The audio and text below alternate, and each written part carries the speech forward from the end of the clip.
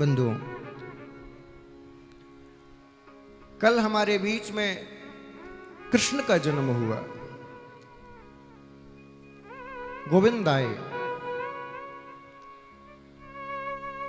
और कोई सामान्य व्यक्ति नहीं आया, ब्रह्मांड का सबसे बड़ा योगी आया, सबसे बड़ा योगी। और ऐसा वैसा योगी नहीं, भस्मी रमाकर और पहाड़ पर रहने वाला योगी नहीं आया, पत्नियों के साथ गृहस्थी में रहने वाला योगी आया। आप जरा सोचिए, त्रेता में राम ने एक पत्नी व्रत धारण किया और कृष्ण ने इतने विवाह किए, क्यों? त्रेता के राम ज्यादातर विरक्ति भाव में रहे और द्वापर के कृष्ण हमेशा राजसी ठाटबाट में, क्यों?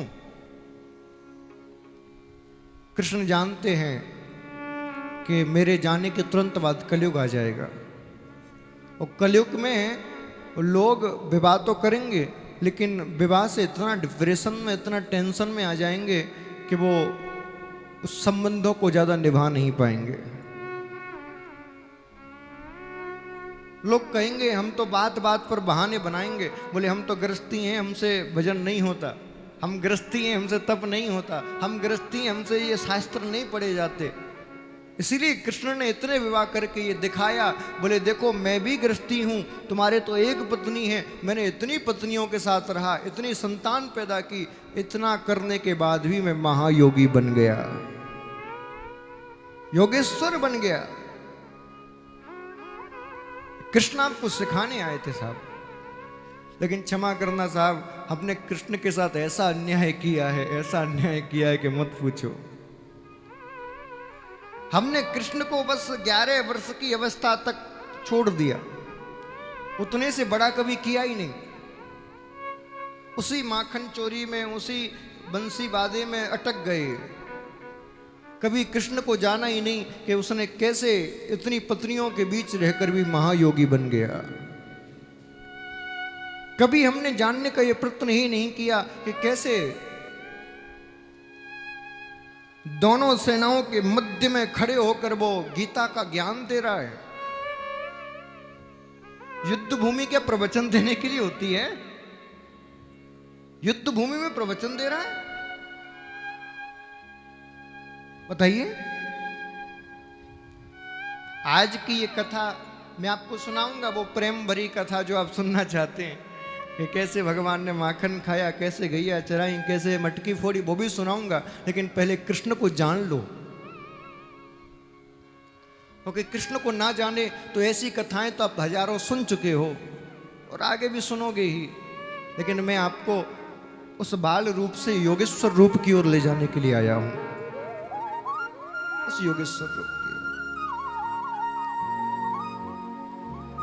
सबके बीच रहकर, सबके साथ रहकर और सबसे विरक्त रहना, ये कृष्ण सिखाते हैं।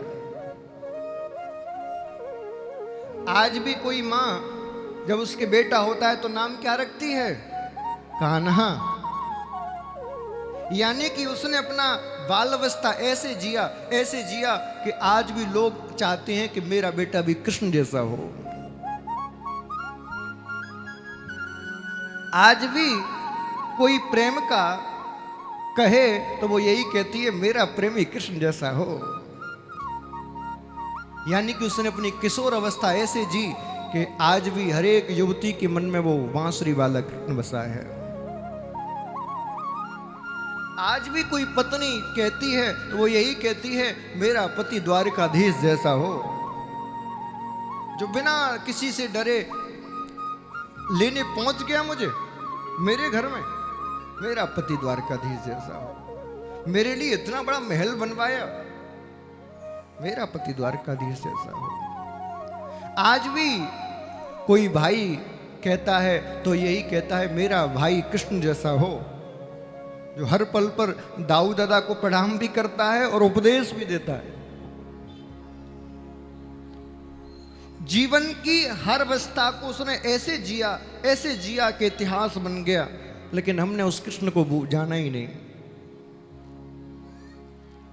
अब समय आ गया है बाल कृष्ण से और योगेश्वर कृष्ण की ओर जाने का। अब प्रेम लीला से योग लीला की ओर जाने का अब समय आ गया। बहुत नाच लिया, बहुत गा लिया, हे कृष्ण बहुत माखन चुरा लिया, बहुत मटकी फोड़ ली, अब जरा इनको योग करना भी सिखाओ। अब इनको बताओ कि गृहस्थी में रहकर भी कैसे योगी बना जा सकता है। एक बार अपनी 8 पटरानियों के साथ भगवान कहीं जा रहे थे। बीच में यमुना महारानी आई, बाढ़ आ रही यमुना में। पटरानियों ने कहा, बोले महाराज कैसे अब यमुना को पार करें, इसमें तो बाढ़ आ रही है। द्वारकाधीश बोले कि आप हाथ में जल लीजिए और जल लेकर कहिए, बोले हे यमुना, हमारे पति द्वारकाधीश श्री कृष्ण यदि बाल ब्रह्मचारी हों तो हमें मार्ग दे दे।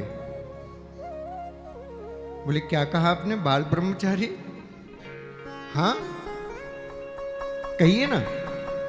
सारी पत्नियों ने हाथ में जल लिया और कहा, बोले हे यमुना, हमारे पति द्वारकाधीश कृष्ण यदि बाल ब्रह्मचारी हों तो हमें मार्ग दे दो। और जैसे इतना कहा यमुना ने मार्ग दे दिया। पत्नी हाथ जोड़कर बोली, महाराज 4 संतान तुम्हारे है चुकी, और हमने सुना है ब्रजमंडल में भी खूब आनंद लिए हैं, और तुम बाल ब्रह्मचारी। बात कुछ समझ में नहीं आ रही। कोई रिश्वत विश्वत तो नहीं दे रखी यमुना को? कृष्ण ने कहा, रानियों, संसार भी जानता ही नहीं कि ब्रह्मचर्य का अर्थ क्या होता है। किसी एक शरीर के भाग को या किसी एक इंद्री को उपयोग ना करना ब्रह्मचर्य नहीं कहलाता। बोले तो ब्रह्मचर्य का अर्थ होता है ब्रह्म के जैसा आचरण। मैंने ब्रह्म के जैसा आचरण किया है, इसलिए मैं ब्रह्मचारी हूं। किसी इंद्री को काम करने से रोकना ब्रह्मचर्य नहीं कहलाता, ये तो पाप है। आंखों का काम क्या है? देखना। कानों का काम क्या है? सुनना। अब कोई आंखों पे पट्टी बांध ले तो बताओ आंखों के साथ अन्याय नहीं होगा? होगा? कोई कहे नहीं नहीं मैं तो कानों से ब्रह्मचारी बनूंगा, और कानों में रोई लगा ले, तो कानों के साथ अन्याय होगा कि नहीं? तो जैसे आंख और कान इंद्रियां हैं, वैसे वो भी एक इंद्रिया है। प्रत्येक इंद्रिय का ब्रह्मचर्य हो तब वो ब्रह्मचर्य माना जाता है। कृष्ण कह रहे हैं मैंने ब्रह्मा के जैसा आचरण किया, इसलिए मैं ब्रह्मचारी हूं। आज आनंद के रूप में कृष्ण आए हैं। आप जरा कृष्ण से जानिए। केवल हमने कृष्ण को भगवान का टैग लगा दिया, इसीलिए हम कृष्ण को नहीं जान पाए। आप जरा सोचिए, जिस बालक का जन्म कारागार में हुआ हो उसका भविष्य क्या होगा? लेकिन कारागार में जन्म लेने वाला ग्वालाओं के बीच में पला बड़ा हुआ, लेकिन फिर भी इतना बड़ा राजनीतिज्ञ बन गया। कृष्ण से बड़ा राजनेता आज तक पैदा नहीं हुआ। द्वारिका के राजा नहीं थे कृष्ण, फिर भी द्वारिकाधीश कहे जाते थे। इससे बड़ी राजनीति कौन जान सकेगा? कृष्ण से बड़ा कोई ज्ञानी नहीं हुआ। ऐसा ज्ञान दिया उन्होंने जिसको आज भी हम गीता के रूप में श्रवण करते हैं। कृष्ण से बड़ा कोई समाज सुधारक नहीं हुआ। सारी रूढ़िवादी परंपराओं को बंद करवाया। अब देखिए, इंद्र की पूजा बंद करवाई, गोपियां स्नान यमुना में करती थी, बोले नहीं ऐसे गलत तरीके से स्नान नहीं करना, परंपराएं बंद करवाई। समाज सुधारक हुआ। कहां तक कहूं महाराज, कृष्ण से बड़ा कोई तांत्रिक नहीं हुआ। तंत्र मंत्र यंत्र तीनों कलाओं में पारंगत कृष्ण प्रमाण देखिए आप, मोर पंख तंत्र की कला में विशेष प्रयोग है इसका। बैजंती माला कृष्ण धारण करते हैं, मोहन विद्या की सबसे बड़ी माला है। कस्तूरी, कस्तूरी का तिलक कृष्ण लगाते हैं। कृष्ण से बड़ा कोई तांत्रिक नहीं हुआ।